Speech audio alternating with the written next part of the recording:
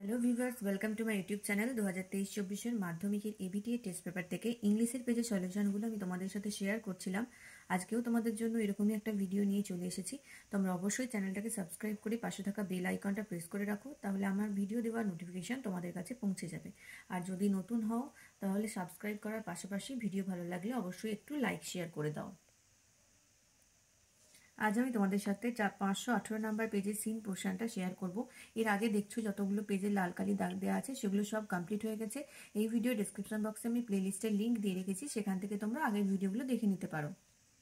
518 number পেজে দেখো father সেলফের একটা অংশ তুলে দেওয়া হয়েছে। এখান থেকে প্রথমে আছে মাল্টিপল চয়েস প্রশ্ন। What have you written father is the questions asked by. এই কোয়েশ্চেনটা কে করেছিল? Swami's father, Swami's mother, Samuel না স্বামী? প্রশ্নটা স্বামী করেছিল, তাহলে option 4। The confusion of Swami was born to decide that confusion স্বামীর মধ্যে কনফিউশন তৈরি হয়েছিল কি ডিসিশন নেওয়ার ক্ষেত্রে? Samuel's mentality, Samuel's personality, Samuel's oddity না বোথ 1 and 2? বোথ 1 and 2 হবে, কারণ স্যামুয়েলের মেন্টালিটি আর পার্সোনালিটি দুটোই কীরকম সেটা সে বুঝতে পারছিল না, তাহলে অপশন 4। স্বামীর father instructed him to deliver the letter to. স্বামীর বাবা স্বামীকে বলেছিল চিঠিটা কাকে দিতে? The peon, the headmaster, Samuel না ফ্রেন্ড? হেডমাস্টার মশাইকে দিতে বলেছিল, তাহলে অপশন 2 হয়ে যাবে সঠিক উত্তর। স্বামীজ হেড ওয়াজ, স্বামীর মাথা কিসে পূর্ণ ছিল? Filled with fear, filled with naughty ideas, dizzy with confusion না ফিল্ড উইথ অ্যাঙ্গার? স্বামীর মাথা ডিজি উইথ কনফিউশনে পূর্ণ হয়ে গেছিল, তাহলে option 3। What father wrote in the letter is about. বাবা চিঠিতে কি লিখেছিল? Samuel's teaching, Samuel's dress, rude behaviour of Samuel, not clear. স্যামুয়েলের রুড বিহেভিয়ার নিয়ে লিখেছিল, তাহলে অপশন 3 হয়ে যাবে সঠিক উত্তর, রুড বিহেভিয়ার অফ স্যামুয়েল। আচ্ছা, এবারে চলে আসবো বিয়ের দাগের টেক্সট থেকে ইনফরমেশন নিয়ে শূন্যস্থান পূরণ। 1 নম্বর, টু সে অ্যাবাউট স্যামুয়েল স্বামী মিঙ্গলড। স্বামী স্যামুয়েলের সম্পর্কে বলতে গিয়ে স্বামী মিক্স করে ফেলেছিল কি? মিঙ্গল মানে মিশিয়ে ফেলা, the real and the imagine, তার বাস্তব এবং তার কল্পনা মিশিয়ে ফেলেছিল। তারপরে Swami's father seal letter after, স্বামীর বাবা চিঠিটা সিল করে দিল আফটার কি করার পর? Putting it in an envelope, এটা একটা এনভেলাপে বা খামের মধ্যে ঢুকিয়ে দেওয়ার পর সিল করে দিল। তারপরে দেখো Swami asked his father if he had dash, Swami asked his father if he had written anything about his teacher Samuel in the letter. তাহলে স্বামী তার বাবাকে জিজ্ঞেস করলো তার বাবা কি চিঠিতে তার টিচার স্যামুয়েল সম্পর্কে কিছু লিখেছে। এবারে দেখো সি এর দাগের আছে ট্রু ফলস। 1 নম্বরে আছে Swami's repeated thinking about Samuel made him more aggrieved. স্বামী যখনই স্যামুয়েল সম্পর্কে চিন্তাভাবনা করছে তখনই তার প্রতি সে অ্যাগ্রিভড হয়ে যাচ্ছে, মানে আরও বেশি রাগ হচ্ছে বা এরকম ধরনের, তাহলে এটা হয়ে যাবে ফলস, কারণ সে তত বেশি গ্রিভড হচ্ছিল, অ্যাগ্রিভড নয়। তাহলে এটা সাপোর্টিং সেন্টেন্স লিখবে, the more he thought of Samuel the more Swami grieved for him. এবারে 2 নম্বর দেখো, according to Swami Samuel was more affable than other teachers. মানে স্বামীর মতে স্যামুয়েল অন্যান্য টিচারদের থেকে বেশি সহানুভূতিশীল।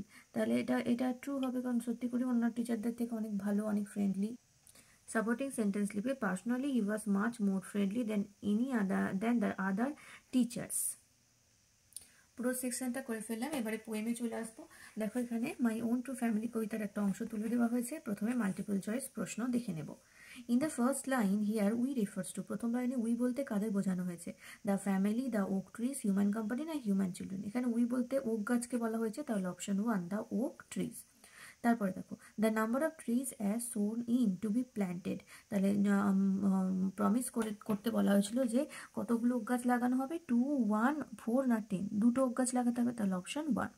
The dream dreamed by the poet persona was, কবি যে স্বপ্ন দেখেছিল সেটা কোথায় দেখেছিল? Beneath the boughs of the oak trees, or on the oak trees, beside the forest, about man's kindness to trees. এটা দেখেছিল হচ্ছে ওক গাছের জঙ্গলের মধ্যে, ওক গাছের ডালের নিচে, তাহলে এটা হয়ে যাবে beneath the boughs of oak trees. 4 নম্বর, if human beings chop down trees it is said to be, যখন হিউম্যান বিইং গাছ কেটে ফেলে তখন তাকে কি বলা হয়েছে? The making of promise, the breaking of promise is satisfactory job a man's unkind activity, এটা হচ্ছে মানুষের একটা আনকাইন্ড অ্যাক্টিভিটি, তাহলে অপশন 4। এবারে দেখো বিয়ের দাগে আছে দুটো প্রশ্ন। 1 নম্বর প্রশ্ন, what does the poet mean to say by the expression you were born but never গ্রিউ?